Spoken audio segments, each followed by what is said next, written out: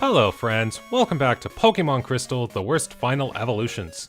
So we have now made it to Blackthorn City, where the Dragon-type gym leader Clair is, and we're going to attempt to tackle her gym.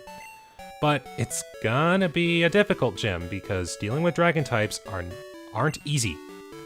So gotta do a little preparation here, and I'm not going to be using the vitamins here, simply because I want to save those for potential sources of income in the future, in the event that I need it. And all of the stuff the vitamins do, I can just get through training my Pokemon normally. So I'm gonna just make some room for some items, and spend what little money I've got, because I know I'm not gonna have a lot in the future. So a couple more revives, and we'll get... I can't buy super potions, so we'll just get some hyper potions right now. And there we go. I've got very little money, so I don't have to worry about losing it. Should I lose to Clair, which I probably will. So up here, we have the gym. Now, where is... Item, give... Yeah. Oh yeah, that's right, I already gave the Never Melt Ice. Okay, so what I'm gonna try to do here, I want all of my Pokemon firing on all cylinders, and that even includes Effie. Oh my goodness, Tully, what are you looking for? How's the trip coming along? His Quillfish loses to Rattata. But as I was saying, I want my team to be all ready to tackle Clair. And that includes Effie. Now, you might think, oh, Effie? Like, what's Effie gonna do? Well, the only thing Effie right now can do, if I even said that right, the only thing Effie can do right now, there we go, that sounds right, is Hidden Power, yes. But if you remember, oh my goodness, that is a level jump. Effie has Hidden Power, but when Effie no longer has Hidden Power, it has Struggle. And what I'm going to attempt to do is burn all 15 Hidden Powers and have Struggle ready to go when I get to Clair. And the only reason I'm doing that is because that gives Effie a move that's at least 20 to 30 points stronger than what Hidden Power is, and that would at least give Effie a way to do some damage. Now, it doesn't matter to me if Effie happens to faint while trying to battle dragons, because I'll just use revives to bring Effie back. And that even saves me a paralysis heal as well. But what I'm hoping happens is I can get to 0 power points with Effie before I tackle Clair. And we'll see how well that goes. But if Effie is fainted, that means I will get full experience for my other guys. But all we're going to be seeing is a bevy of Dratinis and Dragonairs with a few Horseys and Seadras, because Seadra can now evolve into Kingdra, who is part dragon. So they will spice things up with a couple water types. But I will say the level gap being nearly 8 levels is pretty large. It's going to be a whole team affair to try to take down Clair right now, I think. Actually, I think I know what I'm going to have to do. Like, I had good intentions for this, yes, but I'm getting the feeling that all of the damage I'm going to take just from this one fight alone is going to warrant going back to the Pokemon Center, which means I wouldn't be able to get all 15 Hidden Powers used up on Effie. So I think I know what I'll do. I'm sure I'll be able to do this in one episode, but I'm going to use all of Effie's Hidden Powers up on wild Pokemon before I go and face Clair. And her team itself is no joke. She has 3 Dragonairs and her signature Kingdra. And those Pokemon alone are very, very strong. Oh good, I have just enough health to live 2 Dragon Rages. Like, they boast really good stats, types, like, everything is in this gym leader's favor. So it would take a lot of strategy and or luck. And I could think of some things that would work. Like, I just taught Mr. Puff Icy Wind, which, not only being an ice-type super effective move, would slow down the Pokemon that it hits. If Weber can get either a couple of flashes or a Sludge Bomb poison off, that would hinder a Pokemon. There's Ray and Ice Punch, which, thanks to the Never Melt Ice, is slightly stronger. Palmer and Dart really are just... they'd just be in the back trying to do things. And Effie is really Effie until I get rid of the hidden powers, which is what I'll probably have to do. But I think I'm going to have to keep using the Pokemon Center to heal up my team, because I took a lot of casualties on that last fight. So I will, sadly, have to put Effie in the back for now, until such a time when I can get rid of all the 15 hidden powers. Now, Claire's gym isn't too difficult to traverse, but her gym is just like Chuck's gym, in that strength is a required HM to progress. I'm sure you saw the strength boulders there. So, in addition to all the trainers, I will just have to push a few boulders, but it won't be the end of the world. Oh, that's a strong Seadra. I might have to let Palmer get sacrificed here and just try to lower defense. Maybe? Okay, that's good. Defense did fall. Yeah, this is gonna hurt. Yep, even a weak water move is strong enough to 2-hit KO these guys right now. Okay.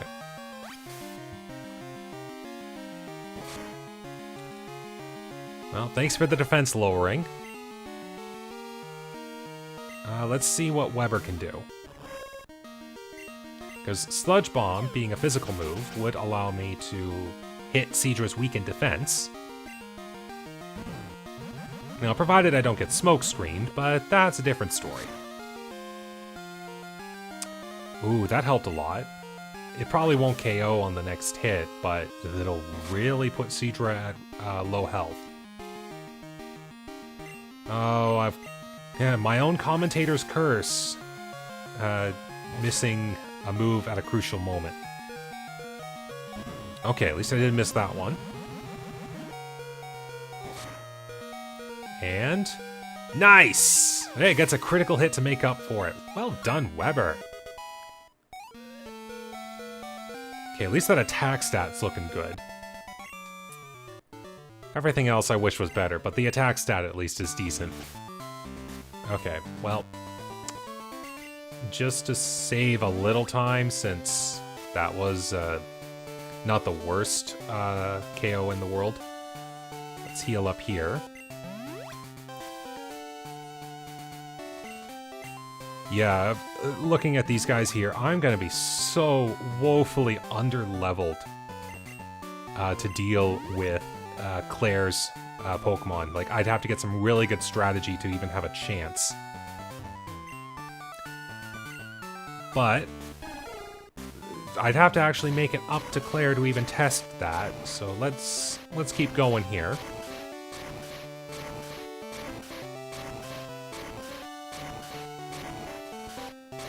Okay, first boulder down. And if you're wondering why I'm not doing the boulder puzzle on the other side, it's because that puzzle can't actually, the 2 boulders on the left can't actually do anything for you. Like, you can push one of them down and the boulder will stay, but you can't do anything after that. Like, it doesn't give you a bigger shortcut to Clair. Like, you have to do the 2 boulders that are on the right. So I don't know why they put that there, but it's there, I guess? Haha, the move that's supposed to make me missed.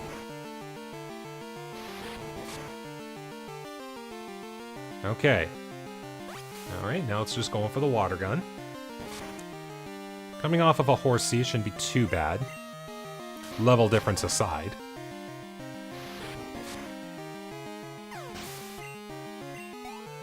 And the experience is doing pretty good.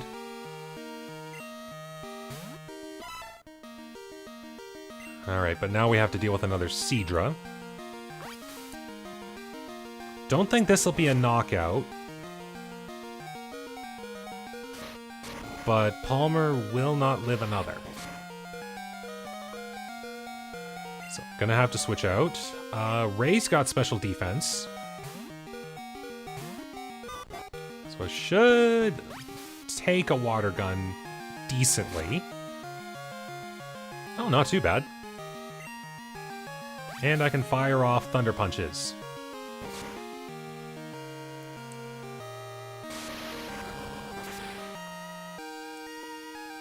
Ooh, nice hit. I was going to consider light screening for this hit, but if Thunder Punch could do that much damage, I'm okay with that.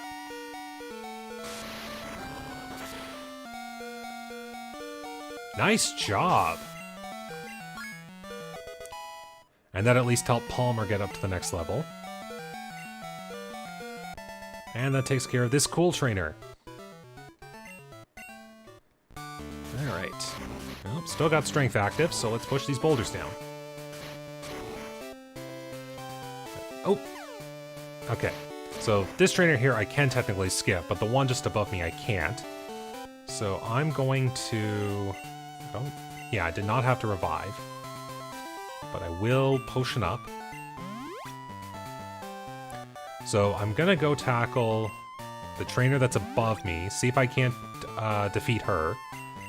And then I'll challenge the trainer that's just to my side here, because he's optional, but experience is experience.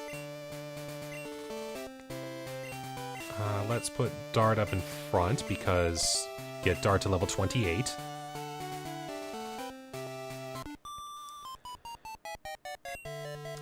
And then see what can happen here. Because I do still... I would love to tackle Clair once, just to see where I stand. And if any strategies could come about as a result. Because I'd have to deal, again, with 3 Dragonair, which are already strong Pokemon onto themselves.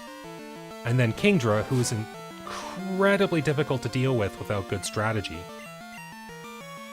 Like, there are times where, like, I'll go in guns blazing with an Ampharos if I'm playing Generation 2 Gold Silver. There are times where... Oh, wow, I'm getting a lot of flinch here. Go Dart. There are times where I'll reduce Kingdra's accuracy down to -6, so that's like... I want to say it's like 1/6 the chance of hitting a move.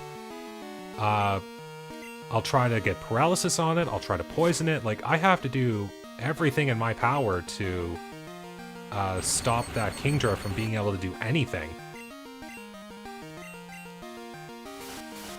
But, again, that all hinges on if I can get through 3 Dragonairs without losing a majority of my team. So I might have to level my team up to like level 35 just to even have a glimmer of hope to try dealing with it. Well, Dart, you did fantastic there. All those flinches.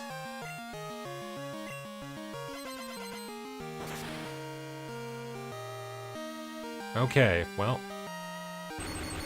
If Ice Punch could do that much damage to a level 36 Dragonair, Ray might have a chance, and a small chance, yes, of dealing with Clair's Dragonair, because if that could be a 2-hit KO, then yes, I'd have to take a little hit, but I could probably get through it. So I'll heal Ray's paralysis, but I'll have Ray tackle this next trainer. Don't think I have any paralyze heals. No, I don't. So, full heal it is. Oops. Full heal can't heal fainting.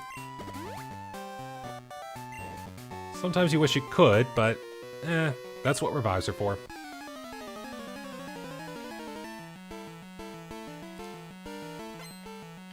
Alright, so just one, but it's probably, yep, Dragonair. And have a slightly higher level. I think that's the level of Clair's. So, paralysis being its own thing, how much damage would this Ice Punch do? If I can get a hit off.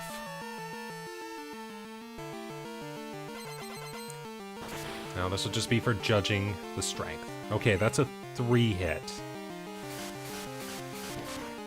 So if all things work, Ray could maybe take down one Dragonair, but just one. Now let's bring Mr. Puff in here because I have an Icy Wind I want to try. I just never like using Icy Wind because it misses for me a lot. Now, Icy Wind isn't as strong as Ice Punch or the Ice Beam, but its gimmick is that it can lower the speed of an opponent if it connects. Oh, I just wish I had one more HP. Now, I'm paralyzed right now, so that it won't mean anything in the long run, because there's no way I could lower Dragonair's speed enough for it to matter. But that could help me dealing with some of the Dragonairs and or the Kingdra. So we'll see how that strategy goes, but thanks to the speed lowering, Weber has much better odds of handling a Dragonair.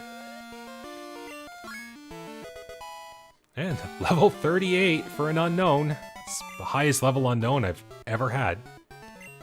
And to be fair, every time Effie grows a level, that now becomes the new highest I've ever trained in unknown.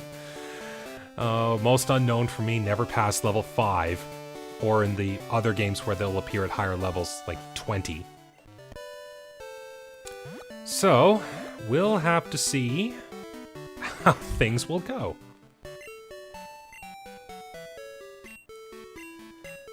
So I'll go and reduce Hidden Power's power points down to 0, and then I'll just heal up with items from that. And then I'll try to take down Clair, and huge emphasis on try. Because the rest of my team probably wouldn't even be able to do a whole lot without good strategy. Now, I just have to stick it here for a bit. Shouldn't be under any repels, so it's just finding a wild Pokemon. Like if I could find a Swinub or something. Oh, hey, that's perfect. Yeah, so Swinub doesn't have a lot of offenses. It's kind of like an all-around status, or all-around stats for Pokemon. Like, it does have access to some ice moves, but not the strongest. It's more into using its ground moves if it can be taught them. Now, when Generation 4 came around and they introduced what they called the Physical Special Split, there were a lot of Pokemon that benefited from the type splits. Because, oh, yeah, keep using Endure. That's great. Gives me more chances to burn Hidden Powers. But the type splits that they did, because I think I talked about this in Red, but for anyone who hasn't watched those yet, in Generations 1 to 3, the moves are designated as either physical or special based on their types and whether or not, or, yeah, based on their types and not due to their ability to be contact moves or not. So, the physical moves, Normal and Fighting, Bug, Flying, Ground, Rock, Bug, Ghost, and Steel, they all go off of the attack stat. And then Fire, Water, Grass, Ice, Electric, Dragon, Psychic, and Dark go off of Special. Let me just make sure I got that right. So Fire, Water, Grass, Ice, Electric, Psychic, Dragon. Yeah, I forgot Dragon. And Dark. Well, at least I remember them all that time, as I think I forgot Fighting when I tried to previously list them off. But I digress. Those 8 types represent Special, and will use the special attack stats for dealing damage. Now, there are a lot of Pokemon that they have types for moves that don't play off their strongest stats. So, an example here, Swinub. It's an Ice Ground type with higher attack and not so high special attack. So ordinarily, you would use Piloswine's physical stats more often, so it would be using ground moves. But the ice moves wouldn't be very strong. Like maybe you'd use Blizzard, but you'd like to be able to fire off a Blizzard from the higher attack stat as opposed to the lower special attack stat. So in Generation 4, they changed it so that every move was either a physical move or a special move based on its ability to contact the opponent or not. And because of that, a lot of Pokemon that were of types that they couldn't use well enough suddenly gained moves that could finally benefit from their higher stats. Like Dark types, which are special, finally getting some physical moves, or Fighting type or Normal types getting special moves that could finally play off a Pokemon's higher special attack stat. Oh good, at least I'm faster than a Golbat. But yeah, because of that, so many Pokemon benefited from the split. So Piloswine could finally start using physical ice moves as opposed to special ones. And I probably won't fight this. And then suddenly a lot of Pokemon become much more viable. Like, I'm fairly certain that when Piloswine got its Generation 4 evolution into Mamoswine, its usage skyrocketed because of its much better stat build gearing towards the use of physical ice moves. And just an overall increase in stats in general. But there were a lot of Pokemon that suddenly became a lot better because of that, and that was one of the best things Pokemon has ever done. Because from playing Generations 1 to 3 as often as I have, the way I see it, like physical moves, especially in like the normal moves case, were meant to be things that a Pokemon could do naturally. Like they could tackle an opponent, they could use their claws to scratch, they could run into an opponent via body slam, takedown, or double edge. Like, they were all meant to be things that a Pokemon could naturally do with their physical bodies. And then you get Pokemon that could use, like, special techniques, like breathing fire or conducting electricity or moves like that. Like, that's when you would find Pokemon that could do, that's when they could use their special stats well enough. But the way I see the early Pokemon games is that Pokemon were meant to have mixed movesets. So even if the special stat was terrible, you'd still put a special move on a Pokemon because it could still be used if you found the right situation for it. So there would be a Pokemon who would be like Gyarados. Pretty much a physical attacker in all senses of the word, but you'd still put a really powerful water move on it because it could still use that really powerful water move. And other elements like that. Okay, so is there any trick I can give Unknown here? Because the XP share would be useless. I want to see if I can go in there with a lot of power on Struggle. But that would require me to find an item that would be good to give it. And I can't use the Poison Barb because I'm using a typeless move. And I got nothing. So, I'm just going to go in with what I got.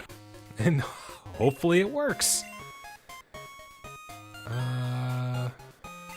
Get a few more full heals, I guess. Revives aren't too bad right now. Yeah. Wow, that was convenient. I'm back down to 3. Alright. If I had a Paralyzed Cure Berry, that would be great, but I don't. So I guess I'm just going to go in like this and hope things work. So this time I don't have to push any boulders. I can just do this. Alright, Clair. I'm here to challenge you, and I'm probably going to lose. But let's see how this works.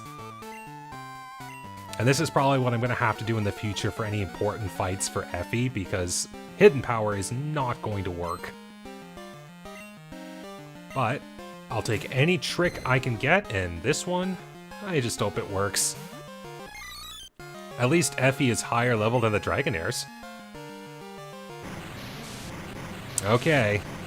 If I remember, Effie's special DV was pretty high, so I could probably withstand a hit.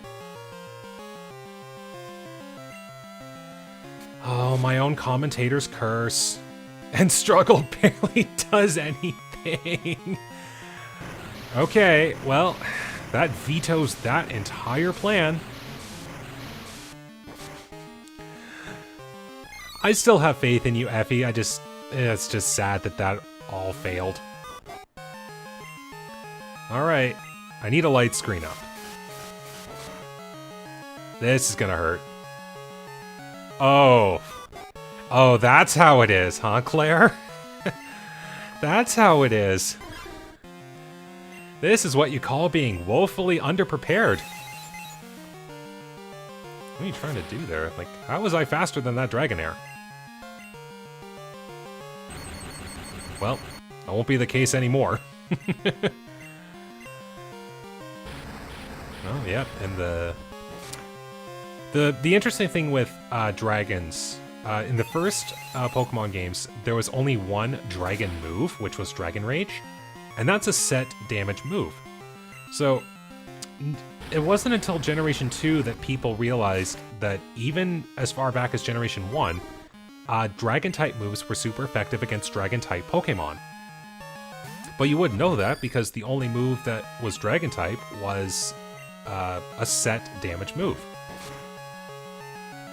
So when we finally got the dragon's new moves in this game, being Twister, Dragon Breath, and Outrage, we could finally see that dragons could affect other dragons. Kind of similar to how ghosts can affect other ghosts. Well, good job, team. We took down one Dragonair. No. Now here's another one. But how am I faster? Like, I'm kind of amazed, actually. Like, I know Dart has speed, but I've got a 10 level difference right now. Oh yeah, and of course Dragonairs all have a really powerful special move under their belt. So first one had Surf, this one had Thunderbolt, I think the next one has Ice Beam. This fight is just, everything is here to test you. Like, if you can't defeat this gym, you would have no chance at the Pokemon League, no matter what you got. Ooh, wow. But seriously though, I'm amazed that half of my team is faster than this Dragonite.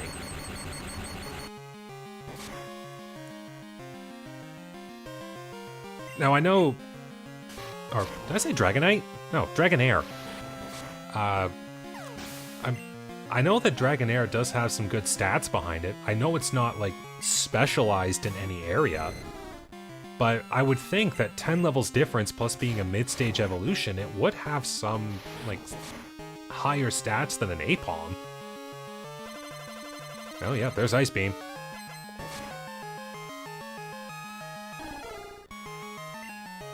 Okay. Weber, it's all up to you. Yeah, there's no way this is gonna work. Like, I'd have to hope that this damages the Dragonair enough. I get a Quick Claw shot on the next move. Yeah, it wasn't gonna work.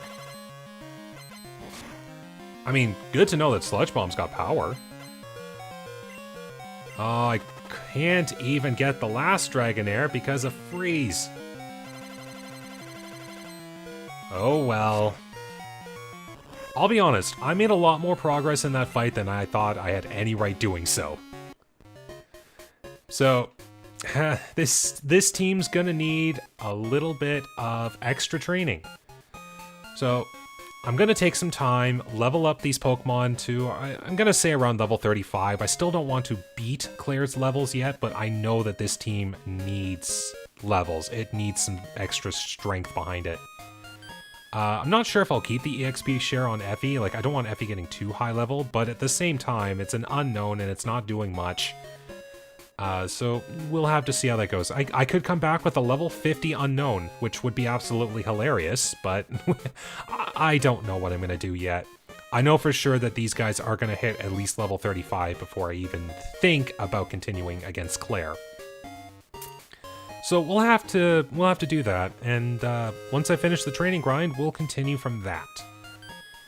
So thank you very much for watching today. Hope you guys enjoyed the slog through the Blackthorn Gym and my loss to Clair. But if there's one thing a loss teaches you, it's how to come back stronger, and that's what I'm hoping happens here. So take care, stay safe, and have a good day.